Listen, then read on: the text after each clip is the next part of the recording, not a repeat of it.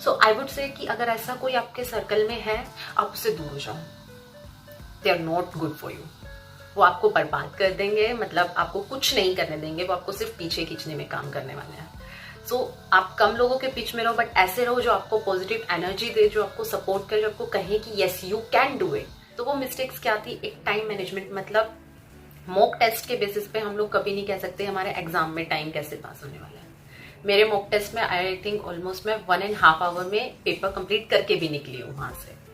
But exam में 3 hours आपको पता नहीं चलता। तो टाइम मैनेजमेंट एग्जाम टाइम पे बहुत इंपॉर्टेंट हो जाता है। बिकॉज ऐसा जरूरी नहीं है कि सबको नॉलेज लेनी होती है। आई वुड नॉट कि हमेशा ऐसा नहीं होता कि मेरे को आईआईटी क्यों चाहिए, मेरे को नॉलेज चाहिए, नहीं। किसी को प्लेसमेंट चाहिए, किसी को अच्छा कॉलेज चाहिए, किसी को एकदम ऐसा फेमस सेलिब्रिटी टाइप चाहिए अपनी सराउंडिंग में कि मेरे सोसाइटी में मैं निकलूं and there is okay I am an IITian. So इससे भी हो सकता है, रीजंस कुछ भी हो सकते हैं, but be clear with your why and be confident कि हाँ मुझे इसलिए चाहिए, मुझे क्यों चाहिए, मुझे आईआईटीएन दिखना है भाई, इसकी क्या। आदर, अभिनंदन, आभार, नमस्कार, आदाब, सत श्री अकाल। आज पहली बार तो ये नहीं है, ये मल्टीपल टाइम इंटरव्यू मैं कर चुका हूँ आईआईटी जैम वाली। ये 2021 की पहली इंटरव्यू है जो मैं रिकॉर्ड कर रहा हूँ। AIR 24 Sapna, IIT JAM physics, many congratulation and बहुत बहुत बधाई, कांग्रेचुलेसन, सब कुछ है। How are you? Thank you भैया, I am feeling so awesome. बहुत अच्छी फीलिंग आ रही है। आई मीन इट्स बहुत सारी बधाइयाँ, एक्साइटमेंट है थोड़ा, हाँ एक्साइटमेंट है, नर्वसनेस है कि अचानक से आईआईटी में कैसा होने वाला है, कैसे नहीं होने वाला है। So it's a mix feeling. Okay okay okay. अच्छा, ये मतलब सच्ची बताना, क्या ऐसा लगा था कि AIR 24 आ जाएगा? मतलब इस लेवल की पढ़ाई थी? पढ़ाई अपना दे रहे थे जितना हम लोग दे सकते, अपना 100% देने की कोशिश थी। बट AIR 24 आएगा ऐसा कुछ सोचा नहीं था। मतलब अपना 100% दे रहे थे? हाँ, अपना जितना हम दे सकते हैं एंड बस दे रहे थे। एक्सपेक्टेशंस नहीं थी कि 24 आ जाएगा, बट ठीक है, आ गया। ओके, हाँ ऐसा होता है कि हम कई बार को एक्सपेक्ट नहीं कर रहे होते हैं, बट अपना 100% दे रहे हैं तो रिजल्ट अच्छा जाता है। तो मैं अब कुछ क्वेश्चन का सिलसिला शुरू करता हूँ, क्योंकि बहुत सारे लोग हैं जो क्वेश्चन पूछ रहे होते हैं। तो सबसे पहला मेरा क्वेश्चन ये है कि आप कुछ अपने बारे में इंट्रोड्यूस कीजिए, थोड़ी सी बैकग्राउंड के बारे में एंड प्रिपरेशन जर्नी के बारे में, कि अब से आपने प्रिपरेशन स्टार्ट करा था कि लाइक अब तो लगना है, फोड़ना है, बढ़िया रैंक लानी है, इवन 24 नहीं लानी है लेकिन अच्छी रैंक लानी है। सो everyone knows that I'm Sapna and I'm from a rural area from Haryana, a village Gokalghat and district Rewari. So parents मेरे नॉर्मल एजुकेटेड हैं, ज़्यादा एजुकेटेड नहीं हैं। पापा गवर्नमेंट ऑफिसर है, मम्मा हाउस वाइफ हैं एंड बस पढ़ रहे थे, नॉर्मल साइंस ले ली थी एंड फिज़िक्स का तो कोई ऐसा मूड नहीं था कि फ़िज़िक्स ही लेनी है। बस ऐसे था कि फ्लो में चल रहे थे। टीचर्स ने गाइड किया कि फ़िज़िक्स लेते हैं तो फिज़िक्स ले लिया। अब रहा ऐसा कि कॉलेज कुछ ज़्यादा अच्छा मिला नहीं, तो DU में बस मिल गया, जो भी मिला हम लोग पढ़ रहे हैं। देन सडनली आया कि नहीं, अब कुछ बेटर लेना है कॉलेज। MSc ऐसे किसी कॉलेज में नहीं निकाल दिया, थोड़ा अच्छा वाला कॉलेज चाहिए। फिर जैम के बारे में सुना। सो बेसिकली जो अच्छे से प्रिपरेशन अगर कहेंगे तो सेकेंड ईयर में ही स्टार्ट किए मैंने, कि सेकेंड ईयर में थोड़ा सा कि हाँ अब थोड़ा सा सीरियस हो जाते हैं। एंड देन कोरोना आ गया, सो उसने काफ़ी ज़्यादा हेल्प करी कि घर पे बैठ करके कॉलेज का जो अप डाउन था वो सब बच गए थे उससे। सो काफ़ी अच्छे से पढ़ाई कर पाए, पूरा फोकस हम जैम पे रख पाए। तो इसी तरीके से बस प्रिपरेशन करते रहे एंड मतलब जो आपने बोला ना कि कोरोना आ गया एंड कोरोना ने थोड़ा पॉजिटिव इम्पैक्ट भी डाला है। आई वुड से कि स्टूडेंट्स के लिए कोरोना एक ब्लेसिंग की तरह आया है, जिनको पढ़ना था। हाँ, अब जैसे मैं कुछ चीजें जो मल्टीपल टाइम पूछे जाते हैं टॉपर से, मेरे से भी, क्वेश्चन मेरा पहला ये होगा आपसे कि लाइक डेली बेसिस पे, ये आल्दो बहुत ऐसा नहीं होता कि हम डेली बेसिस पे 3 आवर्स पढ़ रहे हैं, 4 आवर्स पढ़ रहे हैं, क्योंकि कंटिन्यूटी या डेली बेसिस पे 6 आवर्स स्टडी को देना या 3 आवर जो भी देना होता है वो हम डेली बेसिस पे नहीं दे पाते। अप्स एंड डाउन लाइफ में आते हैं, कुछ कभी कुछ हो गया, कभी कुछ हो गया। तो एक एवरेज की बात करी जाए तो आपने कितना एफर्ट दिया था डेली बेसिस में कि हाँ डेली बेसिस में इतनी पढ़ाई कर रही थी? डेली बेसिस पे आई would say that 2 to 3 hours तो इज लाइक मस्ट कि उतना करना ही है। 2 to 3 hours it's a variation. कभी ऐसा होता था कि 2 hours नहीं हो पाता था, 1.5 hour भी हो जा रहा है, बट रहता था कि रेगुलर आप एटलीस्ट 2 hours तो आप दो। ऐसा कोई दिन ना जाए जहाँ आप बिल्कुल भी बुक्स को हाथ नहीं लगा रहे हो, जस्ट उठे कुछ फालतू का काम किया अंदर आप सो गए, ऐसा दिन नहीं जाना चाहिए था। कुछ ना कुछ थोड़ा थोड़ा पढ़ते रहो, बस पढ़ना ज़रूरी था। कभी ऐसा भी होता था कि आप ज़्यादा पढ़ लेते थे, कभी ऐसा होता था कि 1 घंटा पढ़ा, 2 घंटा पढ़ा, बस फिर सैचुरेशन पॉइंट आ जाता था या कुछ और काम आ जाते थे। तो एटलीस्ट ये था कि 2 hour तो निकालना ही निकालना था। On an average 2 to 3 hours I would say कि हाँ देना है। यस, मतलब डेली बेसिस पे एवरेज देखा जाए तो आपने 2 to 3 आवर्स डिवोट किया था। और यदि मैं ये पूछूं कि आप जो स्टूडेंट हो, मतलब बहुत ब्रिलियंट टाइप हो, कॉलेज के हिस्ट्री के अकॉर्डिंग देखा जाए तो कॉलेज में जो परफॉर्मेंस है, जो मार्क्स आ रहे हैं, क्योंकि वो कोई बच्चा बहुत ब्रिलियंट है कि एवरेज है, वो मार्क्स के अकॉर्डिंग लोग जज कर रहे होते हैं, तो उस अकॉर्डिंग आप क्या एवरेज लोग बोलते हैं आपको या फिर ब्रिलियंट वाली कैटेगरी में? आपको रिजल्ट तो बता रहे ब्रिलियंट हुआ या इसी तरीके से रहे हैं। मतलब अपने अगर मैं डिपार्टमेंट की बात करूँ तो ऑलमोस्ट टॉप 5 में तो हम आते ही हैं। मतलब टॉपर ठीक रहा, एकेडमिक्स में ठीक रहे हैं, ज़्यादा खराब नहीं रहे हैं, एवरेज से थोड़ा सा ऊपर ही रहे हैं। मतलब ब्रिलियंट हो, इसमें नो डाउट है।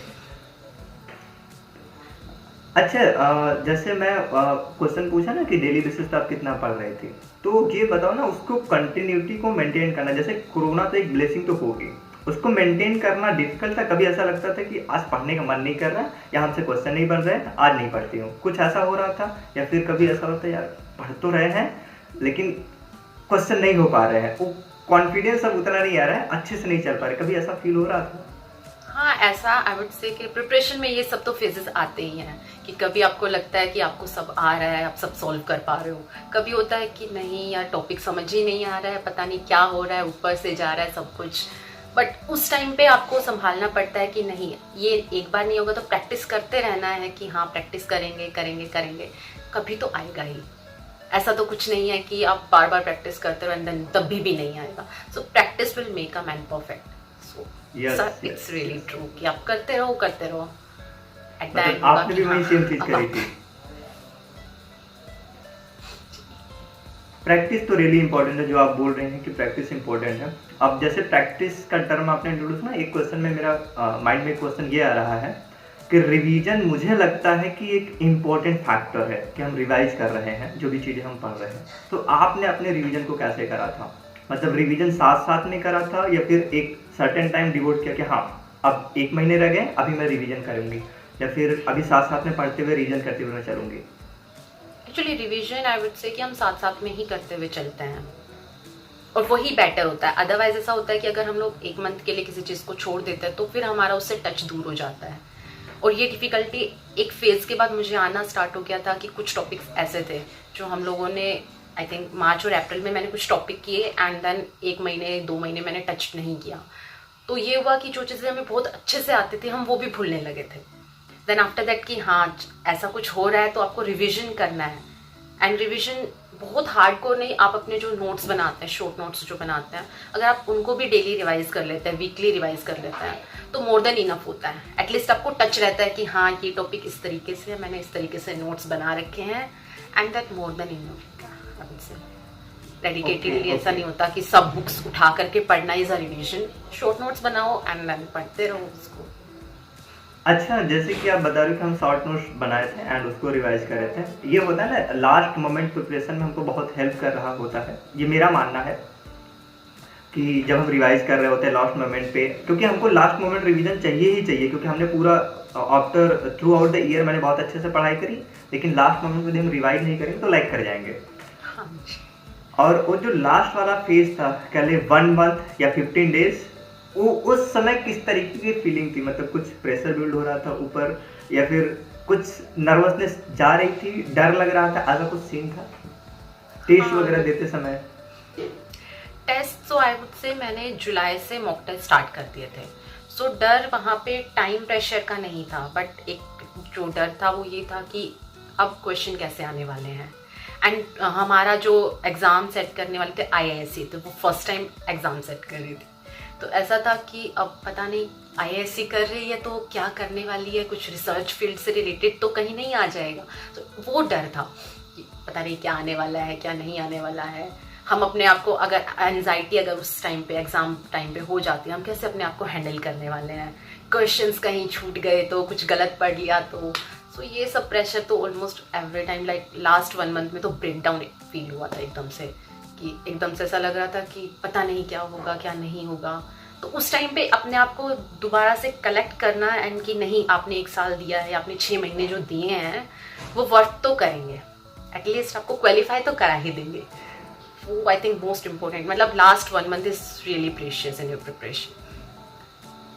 यस, ये क्वेश्चन उस समय ना जब लास्ट समय आता है तो बच्चे सर्च करना शुरू करते हैं और पूछना शुरू करते हैं कि मल्टीपल टाइम मेरे को बोलते कि भैया लास्ट मोमेंट चल रहा है, क्या करे, कैसे रिवाइज करे, कैसे पढ़े, बहुत डर लगे। भाई सबको लगता है डर, आपको भी लग रहा है। जो टॉपर AIR 24 जो AIR 1 लाएगा उसको भी डर लग रहा होगा, जो 100 लाएगा उसको भी डर लग रहा होगा।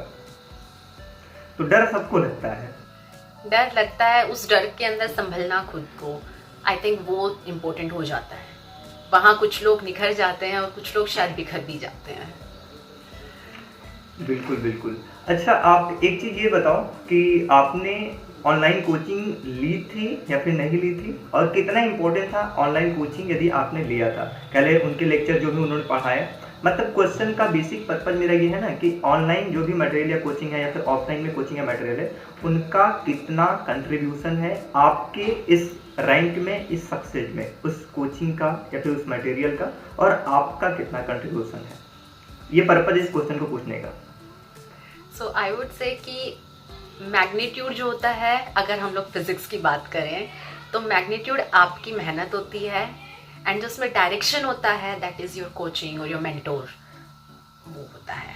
लाइक इट्स अ वेक्टर कि आपको डायरेक्शन, क्योंकि आप कुछ भी कर रहे हो, आप बहुत लोग पढ़ते हैं but there is directionless, आप कहीं भी पढ़ रहे हो तो वो वर्थ नहीं करता है।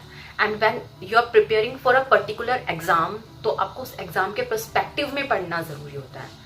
और वो चीज़ आई थिंक जो कोचिंग्स होती हैं या मेंटोर होते हैं आपके, कुछ काफ़ी बार ऐसा होता है आपके टीचर्स हो जाते हैं, वो आपको हेल्प करते हैं उस पढ़ में। सो आई वुड से कि हाँ, हेल्प तो ऑब्वियसली की कोचिंग होती है, वो सब हेल्प करते हैं।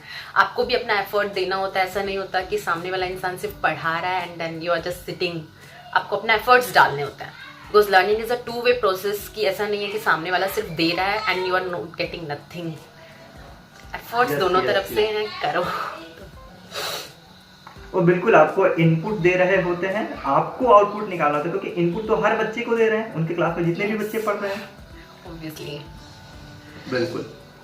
अच्छा, आप जैसे कि DU में पढ़ी तो वहाँ पे बहुत सारे और भी बच्चे रहे होंगे जो आज तो ऑनलाइन ही प्रिपेयर, मतलब अपने घर पे ही बैठ के प्रिपेयर थे, क्लासेस तो ऑनलाइन चली थी, तो उनका कुछ रोल था लाइक कि प्रिपरेशन के दौरान में उस इन्वायरमेंट का? एक क्वेश्चन का मेरा पर्पज ये है कि जो आपके कॉलेज का इन्वायरमेंट है, जो फ्रेंड्स का इन्वायरमेंट है, जो आपके फ्रेंड्स है, वो कितना कंट्रीब्यूट करे थे आपके इस जर्नी में, उनका कंट्रीब्यूशन? क्योंकि कई बार को हम बोल रहे थे ना कि मेरा कॉलेज अच्छा नहीं था, फिर इसलिए हम अच्छा नहीं कर पाए, या मेरे दोस्त तो ऐसे थे कि जो हमको डिमोटिवेट कर रहे थे, लोग ऐसा बोल रहे थे। उस क्वेश्चन को आंसर करने का मतलब, आप उस क्वेश्चन को आंसर करो। पर्पस मेरा ये है, जो ये सोचते हैं कि कॉलेज अच्छा नहीं है, मेरे फ्रेंड अच्छे नहीं हैं, मुझे डिमोटिवेट करते हैं, तो कितना रोल था उनका और किस तरीके से हेल्प करे थे, या किस तरीके से निगेटिव इम्पैक्ट था? सो आई वुड, कॉलेज के रिगार्ड तो ऐसा होगा कि कॉलेज कोरोना की वजह से हम कॉलेज गए ही नहीं है ज़्यादा, तो but professors from my college side they are very much supportive. Like अगर मैं रात को 11 बजे भी कॉल करके अगर उनसे कोई हेल्प मांगती हूँ या कोई क्वेश्चन होता है तो वो आंसर करते हैं उस चीज़ को। तो कॉलेज साइड से ये चीज़ अच्छा था। फ्रेंड्स का रहा तो फ्रेंड्स मेरे फील्ड में कोई नहीं है, अभी MSc के लिए कोई प्रिपेयर नहीं कर रहा था, सब अपने फील्ड में थे, but still they are supporting so much कि तुम कर सकते हो, तुम कर सकते हो, ब्रेकडाउन नहीं होना है, तुमको करना है। So they are very much helpful with me. And बात रहे कि कुछ फ्रेंड्स ऐसे भी होते हैं जो आपको सपोर्ट नहीं करते हैं, या आपको नहीं, कहाँ से होगा, हम इतने गंदे कॉलेज से हैं, कहाँ से हमसे हो पाएगा। सो आई वुड से कि अगर ऐसा कोई आपके सर्कल में है, आप उससे दूर हो जाओ। They are not good for you. वो आपको बर्बाद कर देंगे, मतलब आपको कुछ नहीं करने देंगे, वो आपको सिर्फ पीछे खींचने में काम करने वाले हैं। सो आप कम लोगों के बीच में रहो, बट ऐसे रहो जो आपको पॉजिटिव एनर्जी दे, जो आपको सपोर्ट करे, जो आपको कहे कि yes you can do it. जिस भी सराउंडिंग में है, जो भी कंडीशन है हमारी, doesn't matter, you can do it because there is a potential inside you and outside factors इतने मैटर नहीं करते हैं। सपोर्ट, अगर स्टडी सपोर्ट की बात करें तो मेरे जो और भी काफ़ी सारे फ्रेंड्स हैं उन्होंने काफ़ी हेल्प किया। हम लोग टॉपिक डिस्कशन रखते थे, क्वेश्चन के लिए डिस्कशन रखते थे, तो काफ़ी हेल्पफुल रहा है। ओके।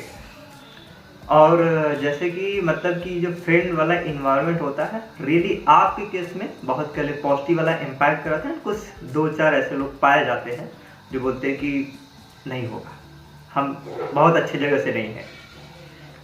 आई वुड से कि उनसे दूर हो जाओ। ऐसे आपको हर जगह, जहाँ भी आप आईआईटी में चले जाओ या कहीं भी चले जाओ, कुछ नेगेटिव पीपल होते हैं, तो उनसे दूर हो जाओ, क्योंकि वो आई डोंट नो वो क्या सोचते हैं, बट नेगेटिविटी के पास अगर आप रहोगे तो आपके पॉजिटिव वाइब्स दूर चले जाएंगे। So I would say being positive, enjoy करते रहो, काम करते रहो, हो जाता है अगली वक्त तो। यस।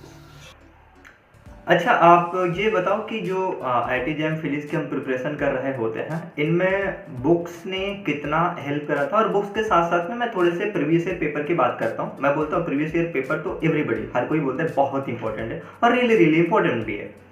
तो आपने प्रीवियस ईयर पेपर को, जैसे होता है ना कि मैंने इंटरव्यू करा था मेरे बीएचयू की लड़की ज्ञान का, उसने प्रीवियस ईयर पेपर के बारे में जो चीज़ें बताई थी बहुत सही बताई थी उससे। तो आपने प्रीवियस ईयर पेपर को किस तरीके से करा था? मैं ये नहीं पूछ रहा हूँ कि आपने कितना मतलब लाइक कि कितने ईयर्स का पेपर कर लिया था, करना इंपॉर्टेंट है कि नहीं इंपॉर्टेंट है, आपने किस तरीके से पेपर को करा था? लाइक कि जो 3 आवर्स की ड्यूरेशन होती है, हम जैसे पेपर 60 क्वेश्चन लेके बैठ रहे हैं, वन सीटिंग में हम 60 क्वेश्चन को सॉल्व कर रहे हैं, और या फिर हम ऐसा कर रहे हैं कि लाइक टॉपिक वाइज भी टेस्ट दे रहे हैं, तो जितना हमको ड्यूरेशन असाइन किया जा रहा है, लाइक 1 आवर यदि असाइन किया गया करने को, तो हम 1 आवर में उस पेपर को कर रहे हैं। किस तरीके से आपने पेपर को करा था? कि लाइक चीजें कर तो बहुत लोग रहे होते हैं, कैसे आप करते हैं ये भी बहुत मैटर करता है, तो आपने किस तरीके से करा था? सो पीवाईक्यूज तो वैसे इंपॉर्टेंट है ही। सो इनिशियल जब प्रिपरेशन, जब हम लोग सिर्फ अपने टॉपिक्स कर रहे थे, कोई पर्टिकुलर टॉपिक, तो उस टाइम पे हम लोग पीवाईक्यूज को इस रेफरेंस में लेते थे कि ये हमको एक डेप्थ बताने वाला है हमारे टॉपिक की, कि हमको किस डेप्थ तक जाना है। वहां से हमें सिर्फ डेप्थ के लिए आप उस पीवाईक्यूज को सामने रख सकते हो। देन आप जब करने लगते हो कि हाँ आपके सिलेबस कुछ हद तक हो गया, देन आई वुड से कि कंप्लीट 3 आवर सिटिंग आप लो। बिकॉज प्रॉब्लम क्या होती है कि हम ना एक टॉपिक को एक टाइम पे कर रहे होते हैं, उसके फॉर्मूलाज हमको याद रहते हैं, उसकी थ्योरी हमको याद रहती है, बट प्रॉब्लम कहाँ आती है जब हमारे पास मल्टीपल टॉपिक्स होते हैं और हमको एक साथ सब कुछ अप्लाई करना है। तो हमारा काफी बार ऐसा होता है कि हमारा जो ब्रेन है वो एक टॉपिक को एक टाइम पे कैच कर लेता है, काफी अच्छे से कैच कर लेता है, पर जब हमें चॉइस करना होता है कि हमको इस टॉपिक से ये चीज उठा करके यहाँ यूज करनी है, उस टाइम पे हमारा ब्रेन कभी कभी ऐसा होता है कि वो काम नहीं कर पाता या कुछ टाइम लेता है। तो उस चीज को हम लोगों को प्रैक्टिस सबसे ज्यादा करना ही पड़ेगा कि आप डेली मल्टीपल टॉपिक्स को अपने सामने रखो एंड देन क्वेश्चन करो, ताकि आपका ब्रेन उस तरीके से ट्रेन हो कि डिफरेंट टाइप ऑफ क्वेश्चंस है, डिफरेंट चीजें आई हैं, डिफरेंट टॉपिक्स आए हैं, यू कैन सिलेक्ट कि हाँ मेरे को ऐसे करना है। So it will help your brain to train कि हाँ आपको एग्जाम में कैसे रिस्पॉन्ड करना है। बिल्कुल बिल्कुल, आपने बहुत परफेक्ट वाली चीज़ बताई है। मैं माइंड वैली के कुछ सेशन देखा था, उनमें एक स्पीकर थे, उन्होंने बताया था कि आप कितने स्मार्ट हैं ये मैटर नहीं करता, आप कैसे स्मार्ट है ये मैटर करता है। आप किस तरीके से स्मार्ट है, मतलब आप अपने ब्रेन को कैसे ट्रेन कर रहे हैं कि मतलब मल्टीटास्किंग कर पाए। मल्टीटास्किंग इन द सेंस कि कितने सारे चैप्टर्स, कितने सारे फार्मूले एट ए टाइम रिकॉल कर पा रहा है, एट ए टाइम अप्लाई कर पा रहा है। Perfect perfect perfect. और भी चीज, अब मैं आपसे 2 क्वेश्चन है, 3 क्वेश्चन और होंगे मेरे। पहला क्वेश्चन तो ये है कि क्या ऐसे मेजर पॉइंट थे जिन पे आपने फोकस करा कि लाइक समबडी, सपोज कि मैं ही हूँ और आईआईटी जैम की प्रिपरेशन कर रहा हूँ, मुझे अभी बहुत कुछ आईआईटी जैम के बारे में पता नहीं, मैं बिल्कुल ब्लैंक हूँ, अभी मैं प्रिपरेशन स्टार्ट कर रहा हूँ, तो मुझे किन कह ले 3, 2, 4 किन मेजर पॉइंट पे फोकस करना चाहिए जिन पे आपने फोकस करा था और ये वाली रैंक अचीव कर पाए हैं? किन चीज़ों पे हमको फोकस करना चाहिए, मोस्ट इंपॉर्टेंट क्या है? So firstly I would say कि अगर हम किसी एग्जाम के लिए अपीयर हो रहे हैं तो हमारे उसके पीछे कि हम क्यों अपीयर हो रहे हैं, देयर शुड बी अ गोल कि हाँ मुझे कहीं जाना है, क्यों जाना है मुझे, तो वो एक मोटिवेशन भी रहेगा, वो एक रीजन रहेगा। जब आप लो फील करोगे तो किसी भी एग्जाम के लिए अपियर होने से पहले आई वुड से कि आपको पहले डिसाइड करना है कि आप क्यों सिर्फ उसी एग्जाम के लिए प्रिपेयर हो रहे हो या अपियर हो रहे हो, क्यों हो रहे हो। देन आई वुड से कि उसके बारे में जितना आप नॉलेज गेन कर सकते हो कि उसके अंदर क्या होने वाला है, क्या नहीं होने वाला है। एंड आपकी प्रिपरेशन स्टार्ट करने से पहले आपको जितने इंटरव्यूज देखने, जिस भी टॉपर के देखने आप देखो, मतलब आफ्टर आई वुड से कि नहीं, लास्ट एटलीस्ट 6 मंथ पहले किसी एग्जाम से पहले किसी टॉपर का इंटरव्यू मैं सजेस्ट नहीं करती हूँ, क्योंकि वो डिमोटिवेटेड होता है कि हम अपनी स्ट्रैटेजी कुछ यूज कर रहे होते हैं एंड देन वी सी कि कोई सेकंड पर्सन ऐसे यूज कर रहा था और हम चेंज करने की कोशिश कर जाते हैं, तो वो नहीं करना है। सेकेंडली मतलब मोटो क्लियर होना चाहिए एक तरीके से, आई वुड से मोटो क्लियर करके रखो, काम करते रहो, स्ट्रैटेजीज एक कंसिस्टेंट बने रहो हमेशा कि हाँ कंसिस्टेंटली मेरे को वर्क करना है, करते रहो। तो motto is most important I would say कि वो सबसे बेस्ट पॉइंट रहने वाला है कि वो आपको 1 साल 6 महीने 3 महीने आपको बूस्ट रखने वाला है, आपको एक एनर्जी देने वाला है। यस, आपको जो वाई है ना वो बहुत क्लियर है, एकदम सॉलिड क्लियर होना चाहिए कि वाई।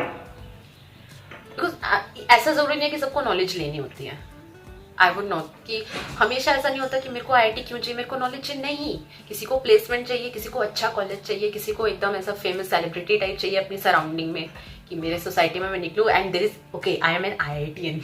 सो इससे भी हो सकता है, रीजंस कुछ भी हो सकते हैं, but be clear with your why and be confident कि हाँ मुझे इसलिए चाहिए, मुझे क्यों चाहिए, मुझे IITian दिखना है भाई, क्लियर। यस यस यस, मैं सप्तर्षि भैया के इंटरव्यू कर रहा था, IIT कानपुर से, भैया केमिस्ट्री से हैं, तो भैया ने ये चीज़ बड़ी अच्छे से बोली थी कि मैं एक पेज पे पूरा लिख रखा था, अपने 10-15 रीजन मैंने लिख रखे थे एंड मैं उसको डेली बेसिस पे देखता था कि मुझे लोग निगेटिव बोल रहे हैं, मुझे इसलिए IIT में जाना है, मुझे IIT में जाना है, IIT मेरा सपना, मुझे इसलिए जाना है, IIT लाइफ जीने मुझे इसलिए जाना है। उनका वाई बहुत क्लियर था, आप भी वही चीज़ बोल रही हैं, वाई मस्ट बी क्लियर।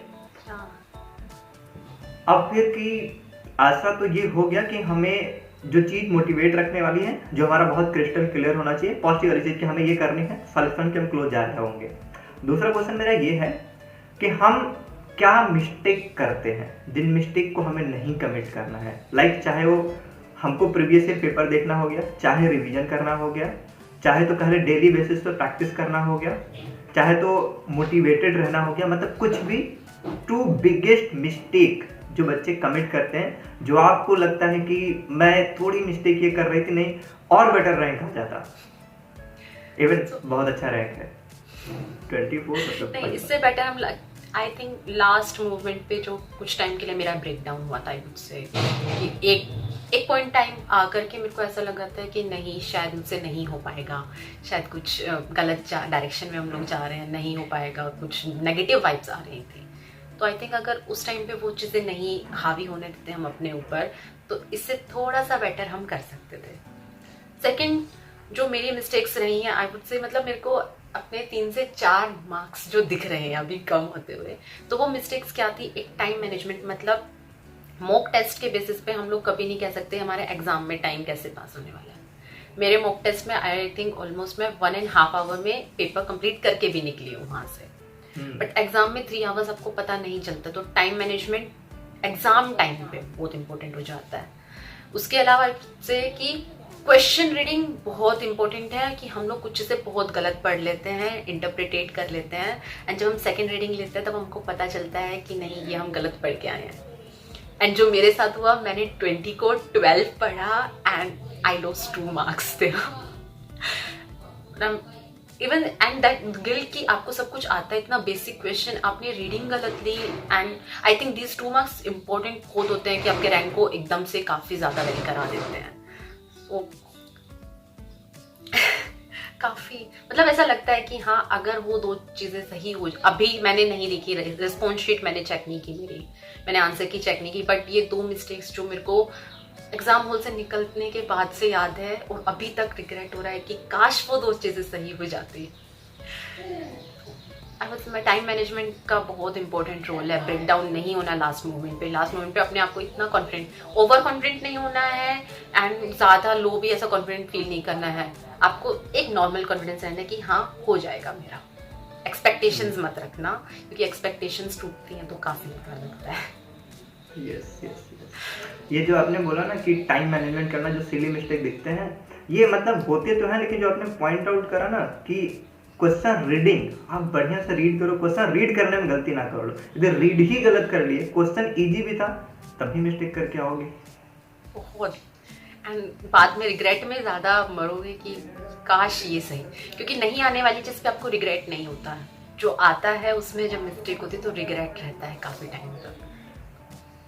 अच्छा, अब मैं आपसे एक चीज पूछता हूँ कि जो भी न्यू एस्पायरेंट हैं उनके लिए आप क्या मैसेज देना चाहते हैं, एंड जो मेरे व्यूअर्स हैं उनको क्या आप मैसेज देना चाहिए? मेरे व्यूअर्स इन द सेंस कि मोस्ट ऑफ द जो व्यूअर्स है IIT जैम वाले हैं, या हाँ most of the IIT jam वाले हैं, कुछ अदर एग्जाम वाले भी हैं, तो उनको क्या मैसेज देना चाहेंगे? यदि IIT जैम वाले तो उनको क्या करना चाहिए? आई वुड से कि पहले तो अपना वाई क्लियर करो कि क्यों अपीयर हो रहे हो, एकदम क्लियर, एकदम ऐसा होना चाहिए क्रिस्टल क्लियर कि why I am appearing for this exam. IIT चाहिए, कुछ चाहिए, जो भी रीजन हो सकता है आपका, वाई XYZ आप रखो उसको, पर वाई आपका क्लियर होना चाहिए उसके पीछे। वाई क्लियर होते ही एग्जाम में लग जाओ प्रिपरेशन के अंदर कि चाहे कुछ भी हो मेरे को पढ़ना है, करना है। सिलेबस को सामने रखो, PYQs को सामने रखो और पढ़ते चलो। डायरेक्शन के लिए अपने किसी भी मेंटोर को कोचिंग लेनी जरूरी नहीं है, पर हाँ एक मेंटोर जरूर रखना या किसी से गाइडेंस जरूर लेना, ताकि आपकी डायरेक्शन सही हो, ये आप इस चीज को कवर कर सको कि हाँ मेरी डायरेक्शन सही है। किसी रैंडम डायरेक्शन में हमको वर्क नहीं करना है। हमारा हार्ड वर्क फॉर एग्जाम एक ऐसा होना चाहिए कि डायरेक्शनलेस नहीं होना चाहिए। एक पर्टिकुलर डायरेक्शन में लगे रहो, कंसिस्टेंट रहो, और आई वुड से हार्ड वर्क करोगे, नॉलेज लोगे तो it will worth eight the and.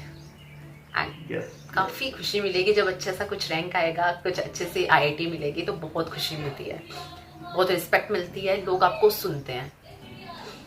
बिल्कुल बिल्कुल बिल्कुल। अभी जैसे मैं कल योगी सर का इंटरव्यू वीडियो लाइव पे रहा था, तो सर ने भी उसके एक दिन पहले एक वीडियो सर ने डाली थी जो IIT जैम में अच्छा नहीं कर पाया, जिनका अच्छा नहीं हुआ है। सर ने बोला कि मैं बहुत अप्रिशिएट करता हूँ, बहुत तारीफ करता हूँ, बहुत एडमायर करता हूँ उनको जिन्होंने IIT जैम में अच्छा करा है, एंड करना भी चाहिए उनको एडमायर, तारीफ। उन्होंने ये भी बोला कि बहुत सारे लोग इंटरव्यू कर रहे हैं, करंटली मैं आपका इंटरव्यू कर रहा हूँ, बिकॉज जो केवल एक जैम में किसी एग्जाम में वो रैंक नहीं होती है, उसके पीछे बहुत सेक्रीफाइसेज होती हैं, थ्रू आउट द ईयर आपकी एफर्ट होती है, देन आफ्टर आप वो एक रैंक लेके आते हो।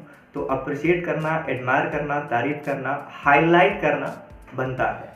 बट जो अच्छा नहीं कर पाए, जिनका अच्छा नहीं हुआ, तो ये सारी चीज़ें देख के ना उनके ऊपर कई बार को एक निगेटिव इम्पैक्ट जाता है कि लाइक यार मैं अच्छा नहीं कर पाया, और फिर एक ये जाता है कि मैं उतना अच्छा नहीं हूँ क्या पढ़ने में। तो इसके ऊपर भी सर ने बहुत सारी बातें करी थी। आई वुड से कि आप नेगेटिव वे में मत चले जाओ, यदि आप अच्छा नहीं कर पाए हो तो नॉलेज अगर आपके पास है then it will work at the end. मतलब okay, college matters for us some extent I would say, but the main thing which matters is your knowledge, is you, your personality, the person you are, that matters a lot. आप लोग बहुत अच्छे अच्छे examples है जिन्होंने काफी अच्छे college से नहीं थे, IIT से। हमारे HC वर्मा सर IIT से नहीं थे बट स्टिल उन्होंने इतना अच्छा किया है। बिल्कुल। I mean physics, as a physics aspirant I would say कि वर्मा सर से बेटर आई थिंक कोई एग्जाम्पल हो नहीं सकता है। सो अब उनको देखो कि वो IIT से नहीं थे, क्या उन्होंने अच्छा नहीं किया?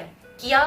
क्योंकि उनको उस चीज में इंटरेस्ट था, उनको करना था, उनको सीखना था, उनको सिखाना था। तो सीखते रहो, सिखाते रहो, नॉलेज पे ज्यादा रखो कि हाँ हमको नॉलेज गेन करनी है। मार्क्स तो इज लाइक कि आते हैं जाते हैं, रैंक इज अ नंबर, आता है जाता है, कुछ टाइम याद रखते हैं लोग, दिन भूल जाते हैं। बट बीइंग अ पर्सन, आप कैसे इंसान हो वो दुनिया लाइफ लॉन्ग याद रखने वाली है। So work on yourself. बिल्कुल, आपने सही चीज़ बताई, सही तरीके से एक्सप्लेन करा। हम में भी कुछ और भी बातें करेंगे, कुछ मैंने पॉइंट डिसाइड करे जिसपे मुझे लगता है बात करना रियली इंपॉर्टेंट है, बट इस वीडियो में नहीं। मुझे लगता है इस वीडियो में हमें यहीं पे ओवर करना चाहिए, क्योंकि जितनी इन्फॉर्मेशन हमें देनी थी आपकी जर्नी के बारे में, आई होप कि हम उतनी इन्फॉर्मेशन दे पाए हैं। And thank you so much join करने के लिए मेरे साथ। थैंक यू भैया, मतलब इट्स अपॉर्चुनिटी कि हम आपके सामने यहाँ पे बैठे हैं, आपसे बात कर पा रहे हैं। We have seen you on YouTube only, and आज आपसे ऐसे बात करके it's feeling really great. So अच्छा, आप ये बताओ, रियली में आपने कभी मेरा कोई वीडियो पहले देखा था या जस्ट अभी मेरी कोई वीडियो आप देख पाए? मैंने देखा था। आई थिंक आपने वही देखा मैंने था मेरा इंटरव्यू, टॉपर्स इंटरव्यू रहे हैं जो आपने पहले इंटरव्यूज लिए हुए हैं, वही देखे थे। बट वो काफ़ी प्रिपरेशन के आई थिंक इनिशियल फेज में मैंने देखा था। Then I have seen a interview I think July. उसके बाद मुझे काफ़ी डिमोटिवेशन फील हुआ था कि मुझे ऐसा लग रहा था कि मैं कुछ अलग कर रही हूँ एंड किसी टॉपर ने कुछ अलग कर रखा है। उसके बाद मैंने टॉपर इंटरव्यूज वगैरह बिल्कुल बैन कर दिया था, मतलब प्रोहिबिटेड था मेरे लिए, मुझे नहीं देखना है। मैं यूट्यूब पे कुछ भी देखूंगी, मैं टॉपर इंटरव्यू नहीं देखूंगी, क्योंकि वो उस मोमेंट पे मेरे को डिमोटिवेट कर रहा था। मेरे को ऐसा लग रहा था कि तभी आपने बोला कि टॉपर इंटरव्यू आप एक सर्टेन टाइम तक देखो, टाइम पे देखो चीजें, मतलब हर चीजें एक टाइम पे। आई वुड से अगर थ्योरी की बात करते हैं, बुक्स की बात करते हैं, बुक्स एक टाइम पे पढ़नी होती है हमको, पीवाईक्यूज एक टाइम पे करने होते हैं, तो ऐसे ही टॉपर इंटरव्यू एक टाइम पे देखना होता है। हमेशा मत देखना, ऐसा नहीं होता एग्जाम से पहले दिन आप टॉपर इंटरव्यू देख रहे हो। आई वुड से रैंक अगर आपका 1 है ना, तो वो आपका 100 हो जाएगा। बिल्कुल बिल्कुल। और मुझे बड़ी हैप्पी फील हो रही है राइट नाउ कि बिकॉज जो मेरा मिशन, जो मेरा पर्पस है कि मैं इंटरव्यू के थ्रू किसी को थोड़ा सा भी 1% भी यदि मैं इम्पैक्ट कर पा रहा हूँ, I am more than happy and more than satisfied. वो मैं थोड़ा सा कर पाया कि आपने मेरे वीडियो पहले देख रखे हैं। तो thank you so much once again. And फिलहाल के वीडियो में इतना ही। हम बात कर रहे होंगे किसी और वीडियो में कुछ और टॉपिक पे, जहाँ पे हम आपको कुछ इन्फॉर्मेशन, कुछ गाइडेंस दे रहे होंगे। Till then bye bye, take care. Exam फोड़ के आना।